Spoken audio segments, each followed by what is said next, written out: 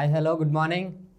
నిన్న మ్యాచ్ చూస్తుంటే LSG versus DC మనం మాట్లాడుకున్నాం నిన్న వీడియోలో. కేఎల్ రాహుల్ ఏం చేస్తాడు, ఎలా సెలబ్రేట్ చేస్తాడని ఈ వీడియోలో ఆ మ్యాచ్లో హైలైట్స్, నెక్స్ట్ మ్యాచ్ ప్రివ్యూ మాట్లాడుకుందాం. ఫస్ట్ వచ్చేసి ఇందులో ఫస్ట్ బ్యాటింగ్ చేస్తూ ఎల్ఎస్జీ మంచి టార్గెట్ పెడతారు అని అనిపించింది. బట్ లోకల్ గ్రౌండ్, అలా హోమ్ గ్రౌండ్ అయ్యిండి కూడా గెలవలేకపోయారు. చాలా మంచి పార్ట్నర్షిప్ వచ్చింది. ఫస్ట్ పవర్ ప్లేలో 80+ ఐ థింక్ 60+ రన్స్ అట్ట మంచి పవర్ ప్లేలో ఒక వికెట్ పడలేదు. మంచి పార్ట్నర్షిప్ వచ్చింది. కొంచెం స్లోగా అయినా సరే వికెట్లు పడలేదు. వికెట్లు చేతిలో ఉన్న తర్వాత అగ్రెసివ్గా ఆడతారు అనుకున్నాం.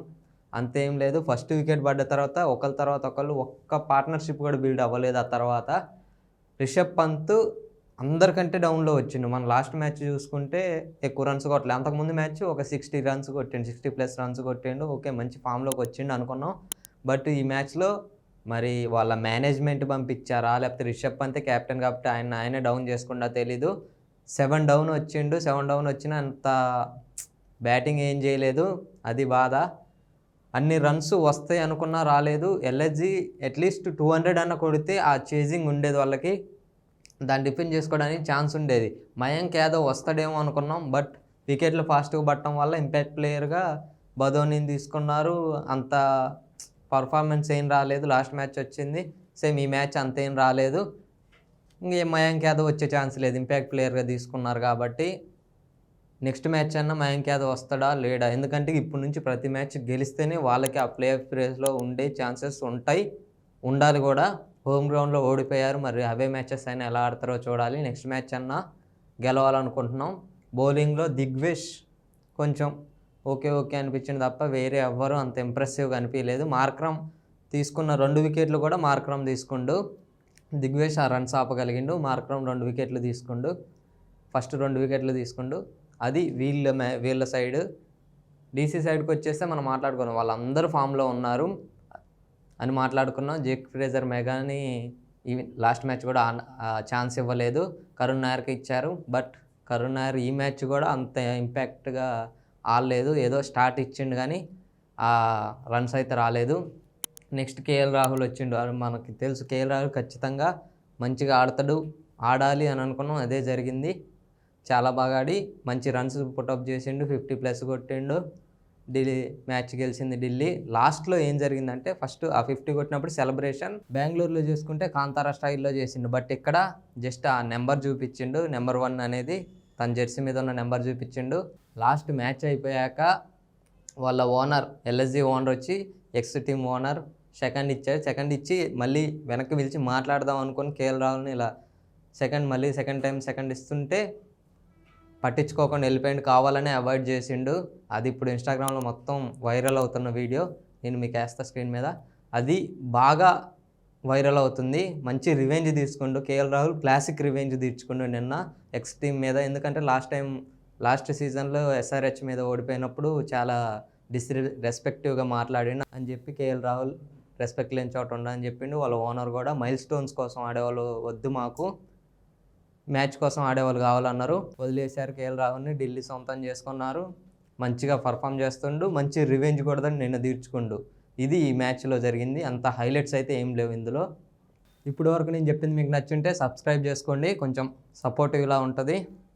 నెక్స్ట్ మ్యాచ్ వచ్చేసి చాలా ఎగ్జైటింగ్గా వెయిట్ చేస్తున్న మ్యాచ్ నేనైతే, SRH versus MI. Last year నేను లైవ్లో ఉన్న ఈ మ్యాచ్ హయ్యెస్ట్ ఐపీఎల్ హిస్టరీలోనే హయ్యెస్ట్ రన్స్ వచ్చిన మ్యాచ్. లాస్ట్ సీజన్లో 277 కొట్టారు, చేజింగ్లో వీళ్ళు 246 అలా కొట్టి ఓడిపోయారు ఎంఐ.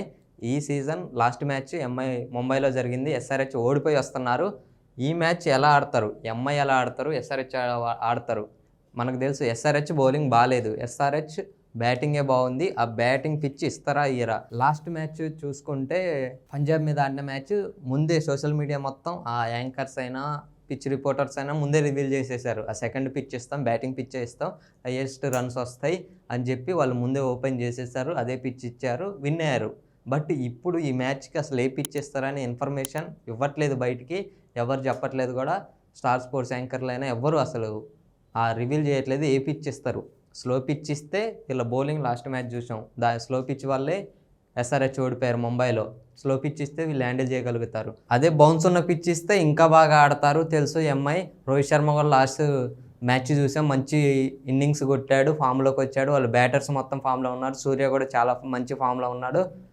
చూడాలి మరి అసలు ఏం జరుగుతుంది. వీళ్ళు ఇప్పుడు మొత్తం కన్ఫ్యూజ్లో ఉంటారు. ఫేస్ ఉన్నది ఇవ్వాలా, బౌన్స్ ఉన్నది ఇవ్వాలా, లేదా స్లో పిచ్ ఇవ్వాలా అని. నాకు తెలిసి కొంచెం వీళ్ళకి అడ్వాంటేజ్ ఉండాలంటే ఆ బ్యాటింగ్, బౌన్స్ ఉన్న పిచ్, మంచి బ్యాటింగ్ రన్స్ వచ్చే పిచ్చే ఇస్తారు కదా అని నేను అనుకుంటున్నా. అది వీళ్ళకి అడ్వాంటేజ్ అయ్యిద్ది. అండ్ బౌలింగ్ కూడా చాలా బాగుంది. అసలు బ్యాటర్స్, బౌలర్స్ అంతా ఒక పర్ఫెక్ట్ టీం లాగా ఉంది. ఇటువైపు ఏమో కాటేరమ్మ కొడుకులు ఉండి, ఇటువైపు ఏమో అవెంజర్స్ ఉన్నారు. ముంబై ఇండియన్స్ అవెంజర్స్ అంటారు. ఒకళ్ళు బాగా ఆడకపోయినా ఇంకొకళ్ళు బాగా ఆడతారు. లాస్ట్ మ్యాచెస్ హ్యాట్రిక్ విన్స్ అయ్యి వీళ్ళు వస్తున్నారు, మంచి పాజిటివ్ వైపుతో ఉన్నారు. లాస్ట్ మ్యాచ్ ఓడిపోయారు. అండ్ ఈ సీజన్లో కంటిన్యూ అవ్వాలంటే ప్రతి మ్యాచ్ గెలవాలి. 7 మ్యాచెస్ ఉన్నాయి, అందులో 6 మ్యాచెస్ పక్కా గెలవాలి. ఇప్పుడు ఎస్ఆర్హెచ్ ఈ మ్యాచ్ నుంచి ఆ విన్స్ స్టార్ట్ చేస్తారా, లేదా ఎంఐ ఆ ప్లేఆఫ్స్ పోవడానికి ఈ మ్యాచ్ గెలిచారంటే వాళ్ళు ప్లేఆఫ్స్ రేస్లో ఉన్నట్టే, థర్డ్ పొజిషన్కి వెళ్తారు. మంచి నెట్ రన్ రేట్ ఉంది కాబట్టి ఆర్సీబీని బీట్ చేస్తారు. థర్డ్ ప్లేస్కి ఇప్పుడు 6th ప్లేస్లో ఉన్నారు, థర్డ్ ప్లేస్కి వెళ్ళిపోతారు.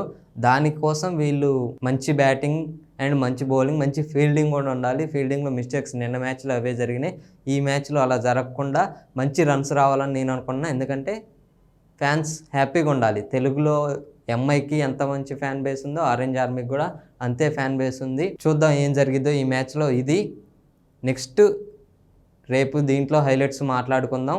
తిలక్ వర్మ, అభిషేక్ శర్మ నా టార్గెట్ అయితే వీళ్ళిద్దరు బాగా పర్ఫామ్ చేస్తారు అని నేను అనుకుంటున్నా. రోహిత్ శర్మ అయితే అబ్సల్యూట్లీ ఆ స్టార్ట్ ఇస్తే మాత్రం వన్ సైడ్ చేసేస్తాడు.